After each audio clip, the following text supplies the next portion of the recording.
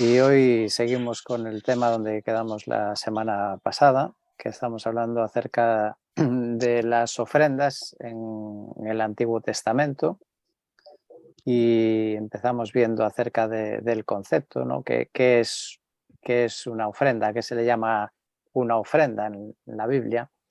Y decíamos que se puede definir como algo o cualquier cosa que Dios haya prescrito que le sea presentado, algo que Dios haya dicho que se le debe presentar. Y el propósito pues tenía que ver con, por un lado, buscar el favor de Dios, como era el caso de los sacrificios, pues buscar el perdón, y también tenía otro propósito que era mostrarle a Dios la gratitud y expresarle también la honra a Dios.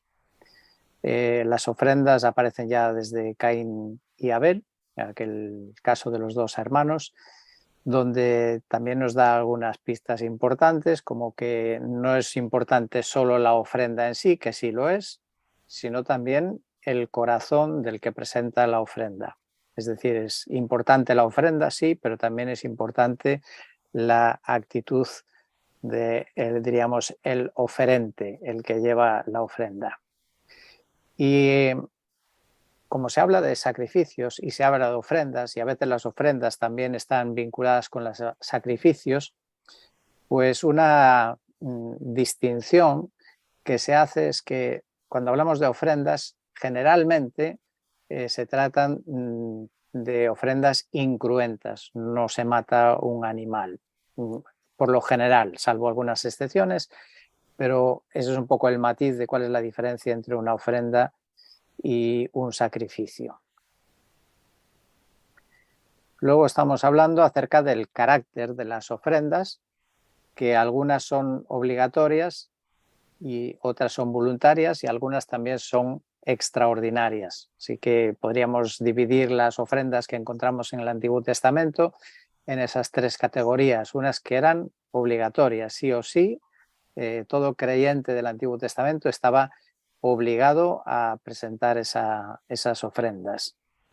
Y en las obligatorias, pues hablamos acerca de los diezmos, es decir, del 10% de los beneficios, de los ingresos, las primicias, los primeros frutos que recogían en la cosecha, y luego con motivo de las tres grandes fiestas anuales, las tres más importantes, que es la fiesta de la Pascua, que conmemora la salida de Egipto, la fiesta de Pentecostés. Pentecostés es también la fiesta de la cosecha o fiesta de las semanas. ¿Por qué se llama Pentecostés? Número 50, porque se celebraba 49 semanas más un día 50, o sea, el día siguiente de las 49 semanas de la cosecha, y luego la fiesta de los tabernáculos. En esas tres grandes fiestas había la obligación, por lo menos de los hombres, de ir a Jerusalén y tenían que llevar algo, presentar alguna ofrenda. De hecho, se repite que ninguno se presentará delante de mí con las manos vacías. Ahí en este caso no se estipula cuánto, pero sí se habla de que sea proporcional según haya sido bendecido. Si has sido muy bendecido, has prosperado mucho, pues deberías llevar más. Y el hecho de que estas ofrendas sean obligatorias, pues tenía o tiene sus implicaciones. Por un lado, que si no las hacías, era considerado como robar a Dios. Malaquías lo dice así directamente. De hecho, Dios acusa a su pueblo de que le está robando y el pueblo dice, pero ¿cómo? ¿Nosotros en qué estamos robando? Y les explica, pues estáis robando porque no estáis trayendo los diezmos y las primicias y las ofrendas que teníais que traer. Y la consecuencia pues sería una maldición en el sentido de que tendrían dificultades con su trabajo, con su cosecha. Malaquías les hablaba de esto, ¿no? Sembráis mucho, pero recogéis poco. Pensad por qué. Y por el otro lado, si uno cumplía con estos deberes, pues tenía prometida la bendición. Dios prometía proveer para esa familia y para el pueblo en general de Israel, y también les proveía protección. En medio de esto, terminamos comentando algo que es llevado al extremo en la actualidad, desde hace ya unos años, que si tú ofrendas, Dios bendice, y si tú no ofrendas, Dios maldice, pues ha surgido lo que se ha conocido como el Evangelio de la Prosperidad, y advertíamos de ese peligro, de ese engaño, donde al final lo único que buscan es sus dirigentes recaudar más dinero, presionando a la gente y haciéndoles incluso sentir culpables. Así que una nota de alerta que repetimos de vez en cuando, pero como sigue vigente y sigue existiendo esos grupos, pues está bien tenerlo en cuenta. Entonces hoy vamos a comenzar con el siguiente punto de las ofrendas, que son las voluntarias. Hemos hablado de las obligatorias, vamos a hablar ahora de las voluntarias. Las voluntarias son aquellas que hacían los israelitas, pues ¿por qué? Pues por devoción simplemente a Dios. Las hacían como un gesto de gratitud y también como una manera de expresar consagración, compromiso, consagración con Dios, y sobre todo reconociendo que todo lo que ellos recibían era porque viene de Dios. Quizá un par de ejemplos nos ayudan a entenderlos, y uno es el caso de la construcción del tabernáculo. Ahí tenemos en Éxodo capítulo 25, un extracto de los versículos del 2 al 8, donde Dios dio la instrucción a través de Moisés de que debían presentar estas ofrendas. Dice así: di a los hijos de Israel que tomen una ofrenda para mí, de todo aquel cuyo corazón le mueva a hacerlo, es decir, voluntaria. Tomaréis mi ofrenda para Dios. Y esta es la ofrenda que tomaréis de ellos: oro, plata, bronce y tela, pieles, madera, aceite, especias, piedras preciosas, etc. Y que hagan un santuario para mí, para que yo habite entre ellos. Así que iban a llevar estos materiales para la construcción del templo, del tabernáculo, pero era una ofrenda que hacían a Dios y voluntaria. Aquí nadie estaba obligado a hacerlo, todo el que su corazón le moviera a hacerlo. De nuevo, también, se repite varias veces esta idea en Éxodo 35, 29. Otra vez dice: los hijos de Israel, todos los hombres y mujeres cuyo corazón los movía a traer algo para toda la obra que el Señor había ordenado por medio de Moisés que se hiciera, trajeron una ofrenda voluntaria. Y creo que vale la pena notar esa actitud, ¿no?, de voluntariedad. Y esa voluntad salía sin duda de fruto de la meditación, de la consideración de que si tenemos algo es gracias a Dios, porque Dios es el que nos da la inteligencia para saber conseguirlo, Dios nos da la salud, las fuerzas físicas para trabajar, y Dios nos da las oportunidades también donde trabajar, donde obtener los recursos. Así que en definitiva es un reconocimiento hacia todo lo que nos da Dios. Y otro ejemplo donde se presenta también con claridad es para la construcción del templo. Y David habla de él, está hablando él ahora en 1 Crónicas 29, y dice: con toda mi habilidad he provisto para la casa de mi Dios el oro para las cosas de oro, la plata para las cosas de plata, el bronce para las cosas de bronce, etc. Y además, en mi amor por la casa de mi Dios, el tesoro que tengo de oro y de plata lo doy a la casa de mi Dios, además de todo lo que ya he provisto para la santa casa. Y luego hace una invitación al pueblo y dice: ¿quién pues está dispuesto a dar su ofrenda hoy al Señor? Y ahora viene la respuesta, empezando por los jefes. Ofrecieron voluntariamente sus donativos, el pueblo se alegró porque habían contribuido voluntariamente, porque de todo corazón hicieron su ofrenda al Señor. Vemos ahí la generosidad, la entrega de materiales prácticos para una construcción, pero que eran entregados a Dios. Y lo cierto es que siempre que hicieron eso fueron tiempos de paz y prosperidad, especialmente con ese glorioso templo de Salomón tan famoso, pues vinieron los mejores tiempos de paz y de prosperidad para Israel. Y ya hemos mencionado el día anterior, por eso no lo voy a repetir ahora los textos, donde se invitaba en Salmos y en Proverbios a honrar a Dios con las ofrendas. Así que es una manera de expresar nuestra honra hacia Dios. Y por eso, pues se ha dicho que las ofrendas en general son un buen termómetro de la vida espiritual de la Iglesia, aplicando, claro, estas ideas del Antiguo Testamento, que según van las ofrendas, según son las ofrendas, es un indicador de la vida espiritual, de la relación que está teniendo los creyentes con su Dios. Viene a ser como un síntoma del corazón. Hay varios síntomas de la vida espiritual de un creyente y uno de ellos, pues bien, puede ser el de las ofrendas. Ya lo decíamos cuando hablamos de la primera historia, la de Caín y Abel, donde dice que Abel, pues cuando hizo su ofrenda, Dios dice que alcanzó, cuando nos lo explica Hebreos capítulo 11, que Abel alcanzó el testimonio de que era justo. ¿Por qué lo alcanzó? Por la ofrenda que hizo. Fue la manera de manifestar lo que había en su corazón. Y además es evidente, porque amar significa dar. Amar siempre es dar o darse. Y eso es lo que hace Jesús, ¿no? Amó al mundo, el Padre dio a su Hijo. El Señor nos amó a nosotros, se entregó a sí mismo por nosotros. Así que en este resumen, de este vistazo a esas ofrendas, porque no era objeto ahora entrar en ya detalles minuciosos, ¿no?, de aquellas ofrendas, sino las ideas generales, pues notamos que tenían ofrendas obligatorias, los diezmos, primicias y las de las 3 fiestas anuales, ofrendas voluntarias que podían llevar cuando quisieran o cuando fuera necesario, y también vamos a hablar en un momento de las ofrendas extraordinarias.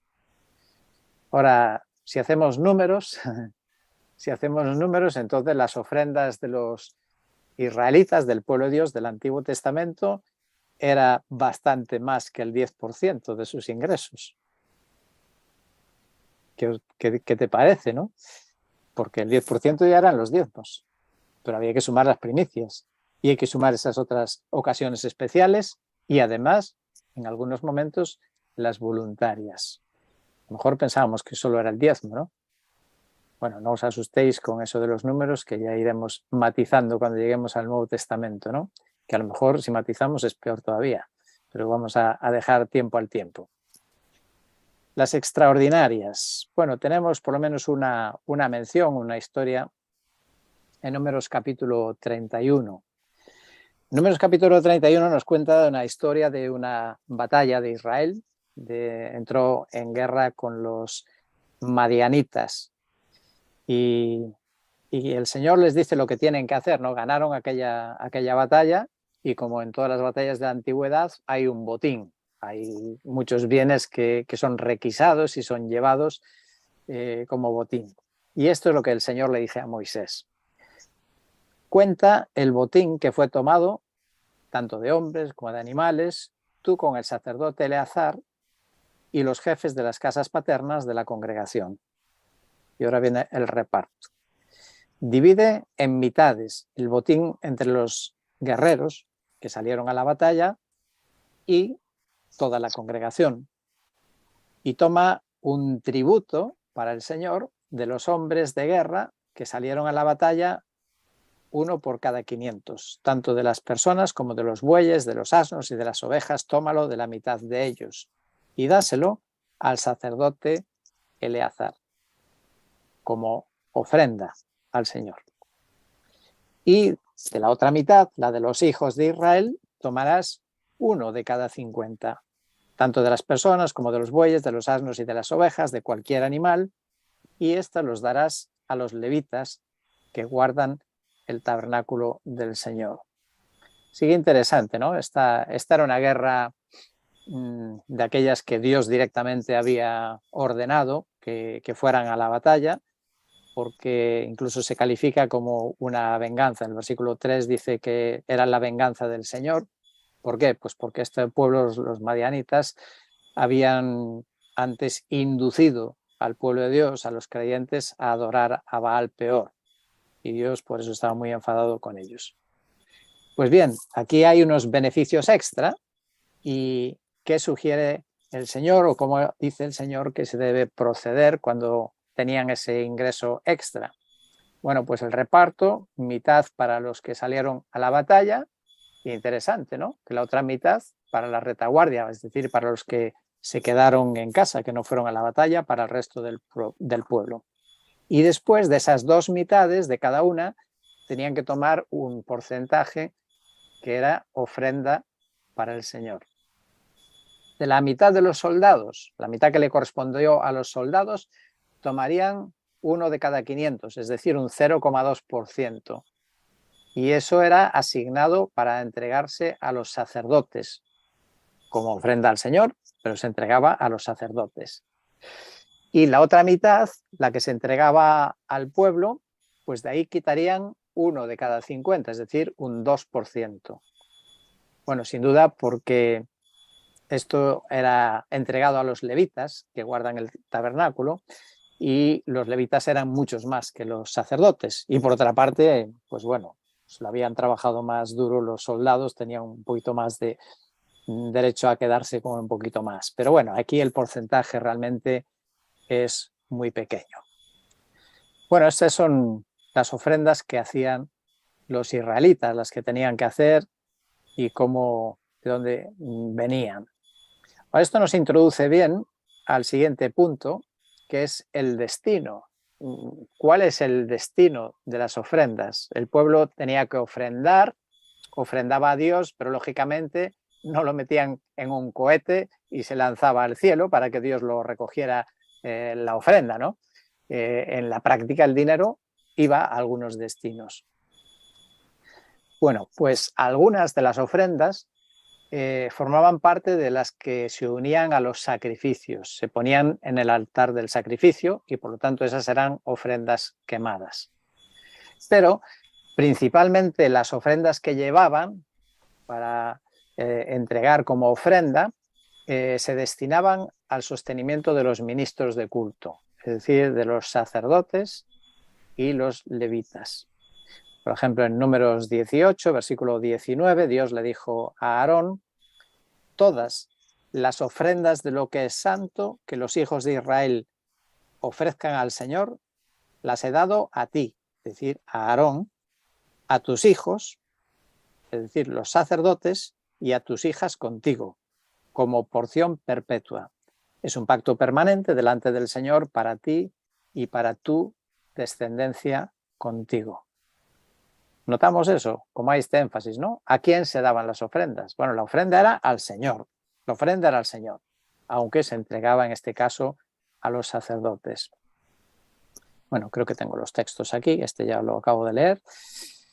En el siguiente tenemos la ofrenda que iba dirigida a los levitas. Dice Números 18, acerca de la ofrenda de los levitas, y aquí yo he dado a los hijos de Leví todos los diezmos. O sea, lo que eran ofrendas en general iban a los sacerdotes, pero en particular los diezmos eran para los levitas.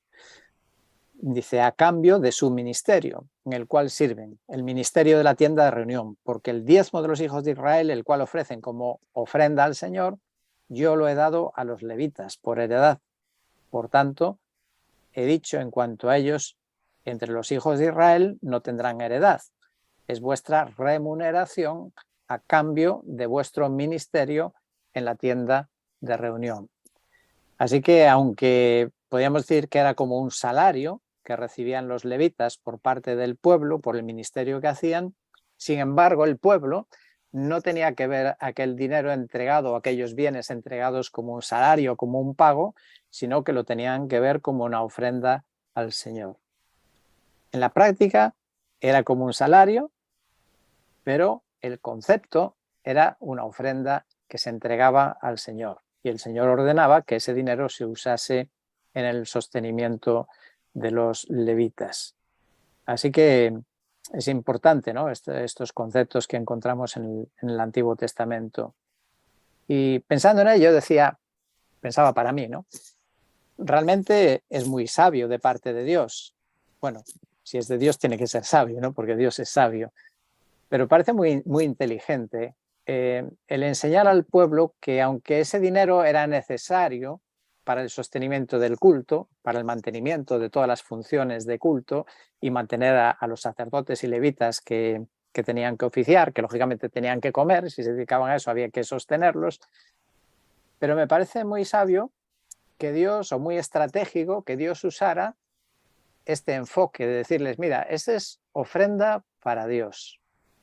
Si Dios simplemente, y lo podía haber hecho, les podía haber ordenado, bueno, aquí tenéis que os están sirviendo los sacerdotes y levitas, así que tenéis la obligación de mantenerlos y tenéis que pagarle un salario. Dios podía haber hecho eso, pero Dios lo enfocó de esa otra manera, como una ofrenda a Dios. Y luego Dios decide que esa ofrenda pues, se ha de usar de esa manera, entregándola a los sacerdotes y a los levitas. Y es muy interesante también porque de esta manera, como esta ofrenda se basaba en los beneficios que recibían, en los ingresos, en las ganancias que tenían, porque el diezmo pues, sería mayor o menor según las ganancias que hubiera, ¿no? Y las primicias igual. Es interesante porque Dios, que controla todo, porque Dios es soberano, Dios controlaba la natalidad de los sacerdotes y levitas, con lo cual se podía ajustar a la riqueza o menos riqueza que hubiera.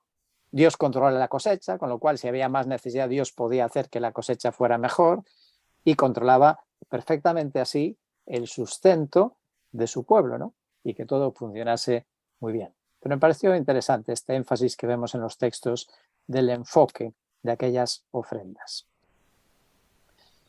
Y luego, también en este destino de las ofrendas, aparte de algunas que iban al altar del sacrificio, luego principalmente al sostenimiento de los ministros, también había ofrendas que iban para el mantenimiento del culto, de la casa de construcción del tabernáculo y del templo y el mantenimiento del culto, porque había que poner allí pues, el pan de la proposición, había que poner aceite para las lámparas, así que lo que ellos ofrendaban iba para la construcción y el mantenimiento del culto. Lo tenéis ahí en 1 Crónicas 29, que ofrendas que iban para el servicio de la casa, todo aquello que ellos dieron. Bueno, alguno pensará y se preguntará, ¿y la ayuda a los necesitados? ¿Dónde entra? ¿Entraba o no entraba en las ofrendas?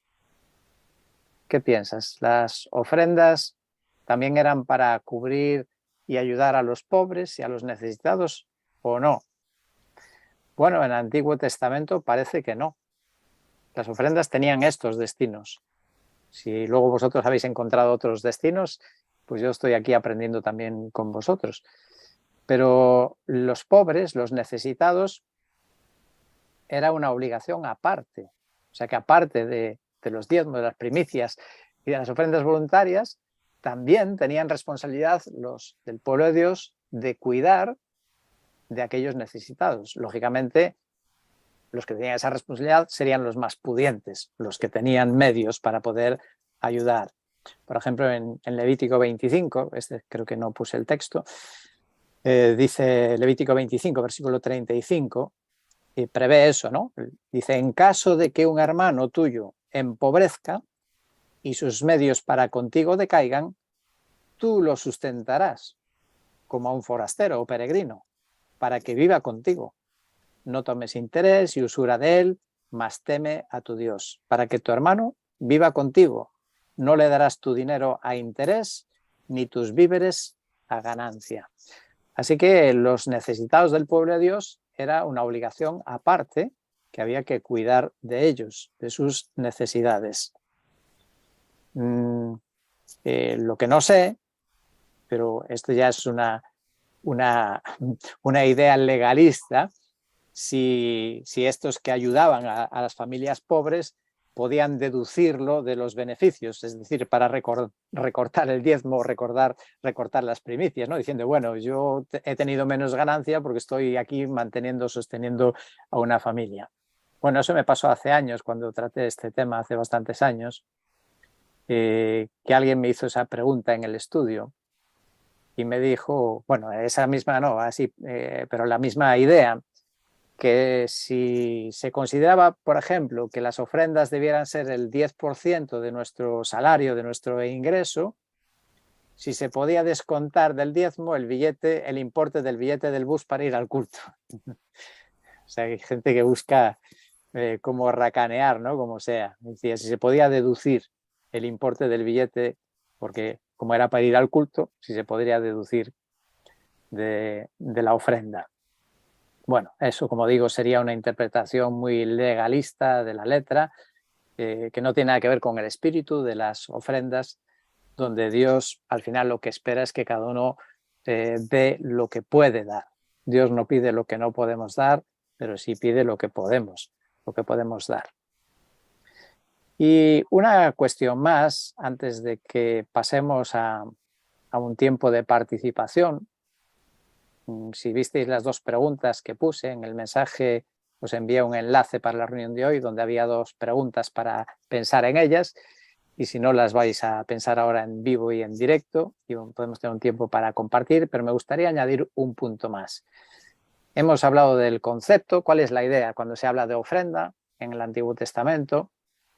Hemos hablado también acerca de las características que tenían las ofrendas, que unas son obligatorias y otras a mayores eran voluntarias. Ahora hemos mencionado el destino, qué se hacía con las ofrendas. Y una última, casi es una nota, me gustaría hablar, no sé, no encontré otra palabra mejor, pero le puse la calidad de las ofrendas. Hay una idea repetida en la Biblia, que es que a Dios hay que darle lo mejor. Claro, hoy si la mayoría, pues nuestros ingresos son monetarios, pues no hay un billete mejor que otro, ¿no? Pero cuando eran animales sí que podían... en las vacas que tiene Andrés seguro que hay alguna que son mejor que otra, ¿no? Que valen más que otra. Y Dios espera siempre que para Él sea lo mejor. Claro, es que si hemos entendido lo que es una ofrenda, de qué se trata la ofrenda, si hemos entendido que cuando se ofrenda, se está ofrendando al Señor, sería lo más natural, darle lo mejor, ¿no? Si tú invitas a tu casa al Señor Jesús esta noche a cenar y tienes una botella de vino, porque él supongo que bebe vino, porque hizo vino en las bodas de Caná, pues supongo que le sacarías la mejor botella de vino que tuvieras, ¿no?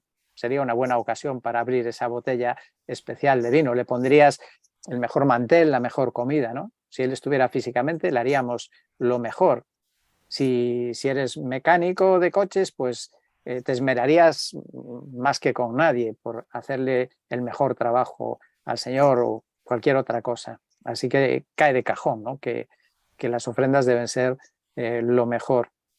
Y por esa razón, pues en la antigüedad, que claro, por el sistema que era de entregar productos, ¿no?, de la tierra, de los animales, pues había esa tentación de aquella que te gustaba tanto y tan bonita, de quedártela, pues era considerado como profanar algo sagrado. Si se hacía eso, era profanar o era no darle a Dios lo que le corresponde, lo que le pertenece. Y de hecho se advierte, por lo menos en el caso de los levitas, que podía ser causa de muerte hacer eso. Me recordó bastante, ¿no?, una historia a la que llegaremos en su momento en el Nuevo Testamento, también de alguien que jugó con el dinero que entregaba, que no era el auténtico y que se cayeron también muertos, ¿no? Bueno, menos mal que solo sabemos de un caso en la historia, pero espero que hoy no se repita eso, pero es un aviso, ¿verdad? Bueno, lo que nos dice es que el Señor no es indiferente a lo que le ofrendamos, ¿no? Y que no tenemos derecho, no debemos de caer en la tentación de rebajar la calidad. A Dios no vale darle lo robado, lo cojo o lo enfermo. Lo describe muy bien Malaquías, ¿no? La actitud que tenía el pueblo de Dios negativa con respecto a las ofrendas, cómo veían las ofrendas. Dice en Malaquías 1, versos 13 y 14. Dice, también decís, ¡ay, qué fastidio! Hay que fastidiarse, que hay que ofrendar. Decís, ¡ay, qué fastidio! Y con indiferencia lo despreciáis. Dice el Señor de los ejércitos. y traéis lo robado, lo cojo o enfermo, y así traéis la ofrenda. Y el Señor les dice, ¿aceptaré eso de vuestra mano? Maldito sea el engañador, que tiene un macho en su rebaño y lo promete, pero sacrifica un animal dañado al Señor. Porque yo soy el gran rey, dice el Señor de los ejércitos, y mi nombre es temido entre las naciones. Así que ofrendar algo por debajo de la calidad que Dios merece, pues es un desprecio para Dios, evidentemente. Y para Dios es inaceptable. Y sobre todo cuando lo prometes, ¿no? Porque dice aquí que habéis prometido y luego dais otra cosa. Si tú prometes algo, pues da lo que prometas. Y si no, mejor no lo prometas, que Dios no te está pidiendo lo que no tienes que dar. O dar un animal dañado, pues también era lo mismo y era motivo de maldición. Y finalmente en esto de la calidad había una excepción curiosa. No sé si era por efectos, cuestiones prácticas o cuál era el motivo, pero había una excepción a esta norma general de darle lo mejor. Y esta excepción consistía en que había que darle lo que tocaba. Y ahora nos explica cómo era eso. Dice en Levítico 27:32, todo diezmo del ganado del rebaño, o sea, de todo lo que pasa debajo del cayado, la 10ª cabeza será cosa consagrada al Señor. No debe considerar si es bueno o malo. Tampoco lo cambiará. Y si lo cambia, tanto el animal como su sustituto serán sagrados. No podrán ser redimidos. Bueno, ¿qué es esto de pasar debajo del cayado? Bueno, consistía en que el pastor hacía pasar el ganado por una puerta estrecha, el ganado o el rebaño, y tenía una vara mojada en ocre, en tierra que marcaba, que manchaba, y entonces iba pasando el animal, cuando llegaba el número 10, ¡pum!, lo marcaba, ¿no? Y así marcaba 1 cada 10. Era una forma fácil de apartar el diezmo o el 10% de los animales. Entonces el número 10 era sagrado y además en ese caso no podía redimirse. Redimirse quiere decir ser sustituido por otra cosa. Aunque fuera más cara o más barata, no podía ser redimido. Y tampoco se podía cambiar fuera macho o fuera hembra, da igual, lo que tocase. Y tampoco, si tenías uno mejor y dices, yo me gustaría darle uno mejor, no, era el que tocaba. Así que, como digo, pues supongo que sería a efectos prácticos, pero no se me ocurre otra explicación. Y ya como vamos a pasar, voy a cerrar esto y voy a tratar de poner una pizarra si soy capaz y si sé ponerla. Pues voy a dar oportunidad a que vosotros podáis participar y si tenéis algo que decir o que opinar sobre lo que hayamos hablado hasta aquí y si no, pasaremos a las preguntas. Voy a ver si soy capaz de acomodar esto por aquí. Bueno, pues que sea lo pongo a este otro lado.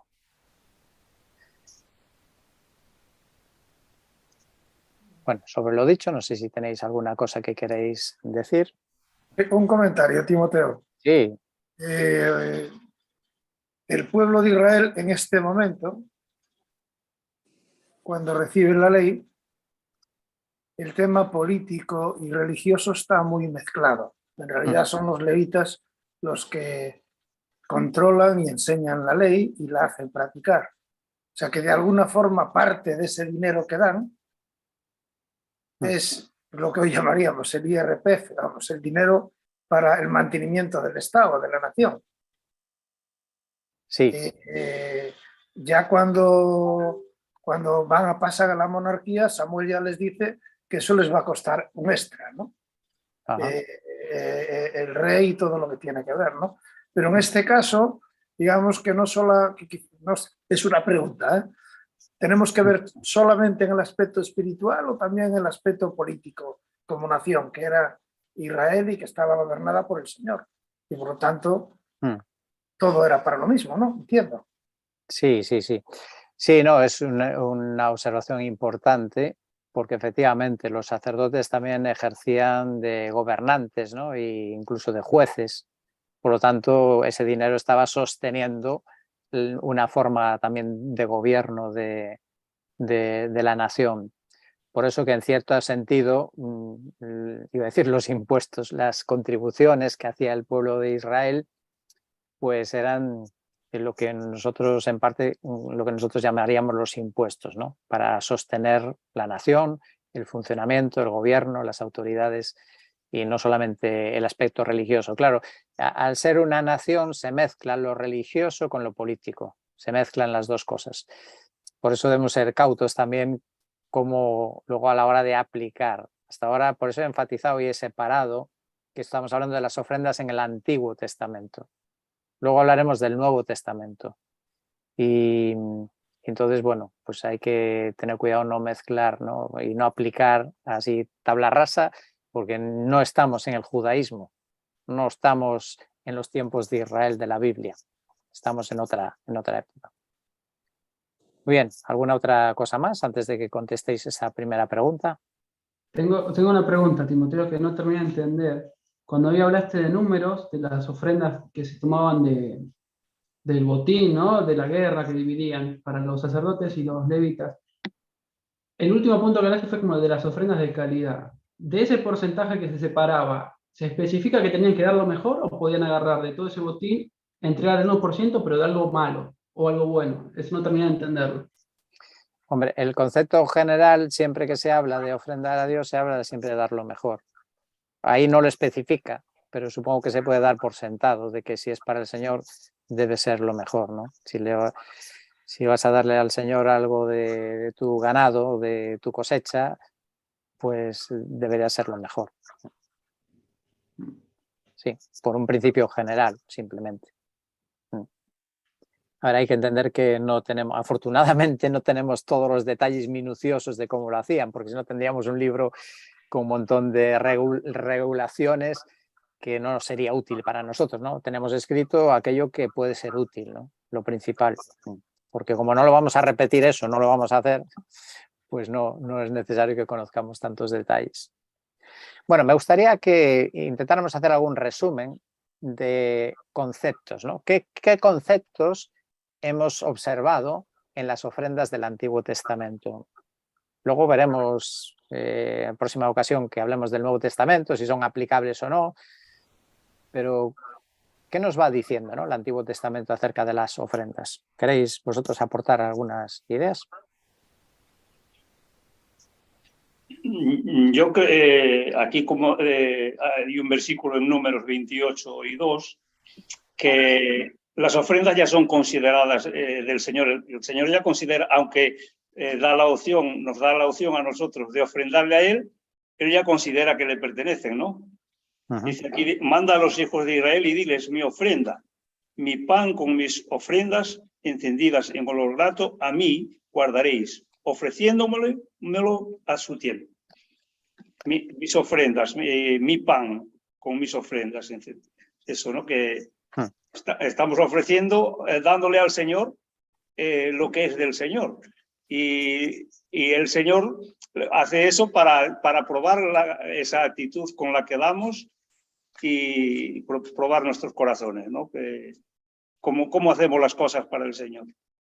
Bueno, o visto desde otro punto de vista sería que por eso es robar a Dios si no se lo das, porque es de él. Claro, también. Y por eso también se dice que son sagradas, porque sagrado quiere decir apartado, es apartado para Dios, le corresponde a Dios, le pertenece a Dios. Bueno, tenemos una idea ya. ¿Qué más vemos en las ofrendas del Antiguo Testamento? Hay una parte obligatoria, ¿no?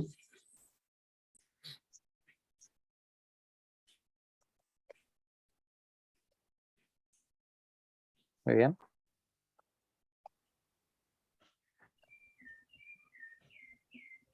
Que también prueban el corazón del oferente.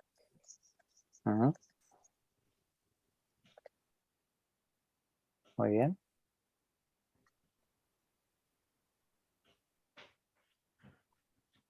Yo agregaría la palabra beneficio, porque si bien como se habló, es del Señor y se lo tenemos que devolver, por otro lado hay bendición cuando el Señor se deleita en que se haga de corazón, implica un beneficio para nosotros también. Sí, Dios es así de bueno y generoso, ¿no? No tendría por qué darnos nada porque es nuestra obligación. Igual que todas las bendiciones, en realidad, son siempre extra.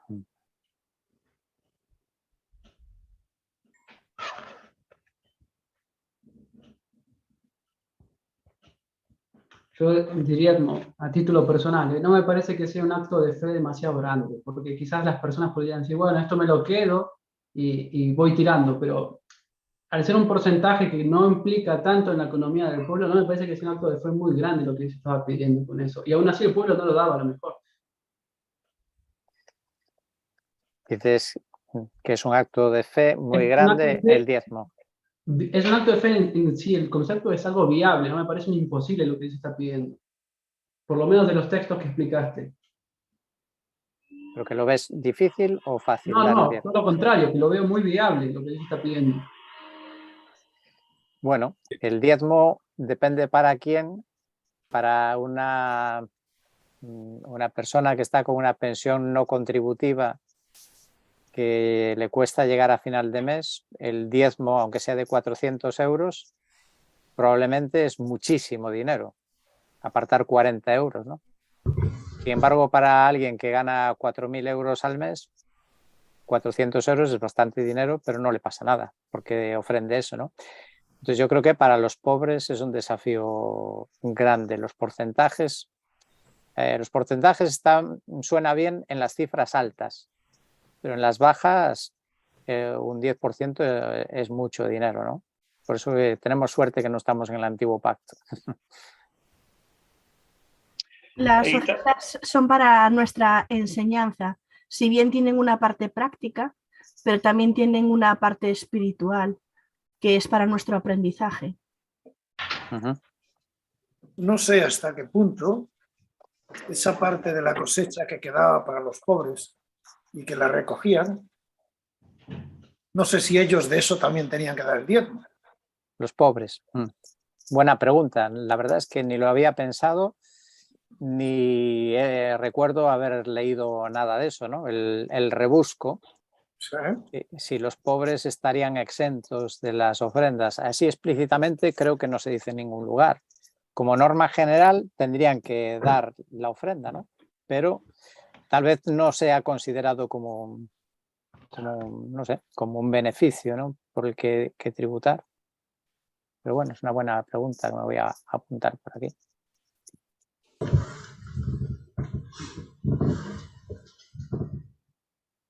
En algún caso sí había una clasificación, ¿no? Para las ofrendas, si eras en función de tus recursos. Para algunas al menos. Sí, en los sacrificios que tenían que presentar, ¿no? Como es el caso de José y María cuando nace Jesús, que tienen que llevar la ofrenda correspondiente, y había así dos categorías según el nivel económico, ¿no? Los posibles de la familia. Eso sí. A mí Perdón, Andrés, que te corté, creo. Sí, Andrés quiso decir algo y se quedó. Sí, los sumos sacerdotes y también los sacerdotes que eran de la casa de Leví, también ellos tenían que tener algo que ofrecer, ellos también tenían que ofrecer y ofrecían de eso que recibían, porque no tenían de otra, sí. De otra cosa, era para eso también. Sí, los sacerdotes y los levitas recibían el diezmo del pueblo, pero ellos de ese diezmo tenían que también ofrendar el 10%. Sí, sí, eso es un buen aviso para los obreros, los que viven de la obra, que no piensen que están exentos de las ofrendas. A mí me hace pensar también en lo que es la dependencia, aunque iría ligado a lo que decía Matías, ¿no? El acto de fe. Claro, porque me puse a pensar en un ejemplo del Nuevo Testamento, la viuda dio todo. Pero voy a cambiar y voy a pensar en la fidelidad, porque también habías hablado algo, ¿no? La vez anterior, de que Dios es fiel. O sea, cuando uno ofrenda y está ligado a lo que era la ofrenda con el corazón, por los ejemplos de Abel, ¿sí? Y cuando ve a Caín también, vio a cada uno de ellos y su corazón. Pero bueno, sobre todo podría marcar la fidelidad de Dios cuando ofrendamos. Sí, lo que mencionó antes del beneficio, ¿no? Al final que ofrendas y tiene un beneficio en el sentido de que el Señor te bendice, ¿no? Pienso que también Dios estableció estas ofrendas para que el pueblo se acercara a Él. Y creo que es el propósito también de las ofrendas, ¿no? Para que las personas se acerquen a Dios. Muy bien. Yo Ay, perdón, que hablé. Sí, adelante. No, iba a decir que también podemos sumar el concepto de soberanía, porque cuando hablaste acerca de las ofrendas extraordinarias y en el periodo ese de guerra, es como, ¿quién le puede decir al Señor que está bien el 50 para los que batallaron y el 50 para los que se quedaron? Sería como un poco injusto, ¿no? Sin embargo, el Señor también así lo plasma. Entonces, a mí eso me da la idea de soberanía. Nadie se puede plantar ante el Señor y discutir. Muy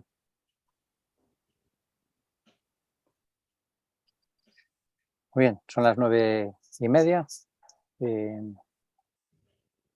Voy a apuntar aquí.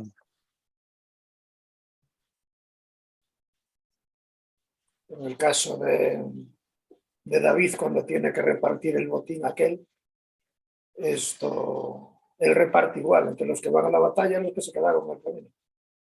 Sí, él cumple con ese principio, ¿no? También muchas de las ofrendas estaban relacionadas con la adoración a Dios. Sí, puse ahí honra a Dios. Vale. Ahí eso lo escribiste ahora que no lo leí. Sí, estoy escribiendo así. Sí, es lo que estaba pensando, que muchas de las ofrendas llevaban a eso.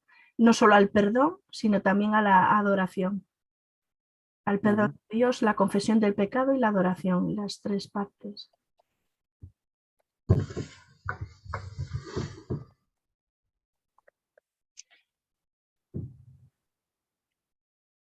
Bueno, solo estoy apuntando algunas ideas que tenía yo apuntadas y ya terminamos.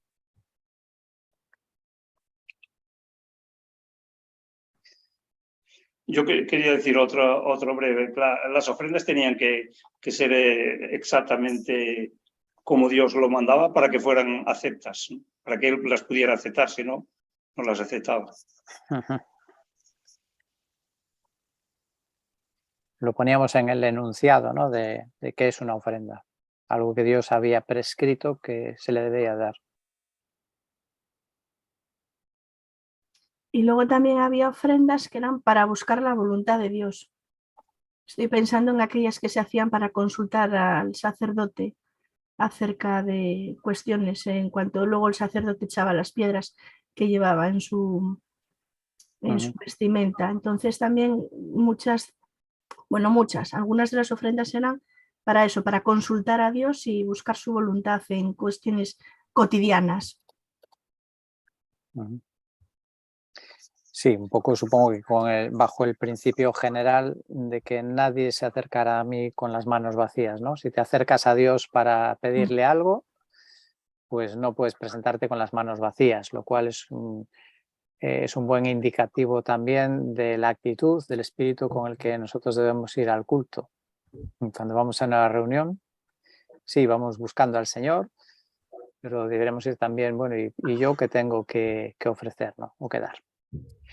Bueno, cumplimos el tiempo aquí, terminamos y la siguiente pregunta iniciaremos con ella la semana que viene, que va a ser una buena introducción también para entrar en el Nuevo Testamento y ver qué hay de todo esto del Antiguo que tiene aplicación o no en el Nuevo Testamento, ¿no? ¿Qué diferencias o qué cosas hay en común entre Antiguo y Nuevo Testamento? Así que será también interesante y además mucho más cercano a nosotros.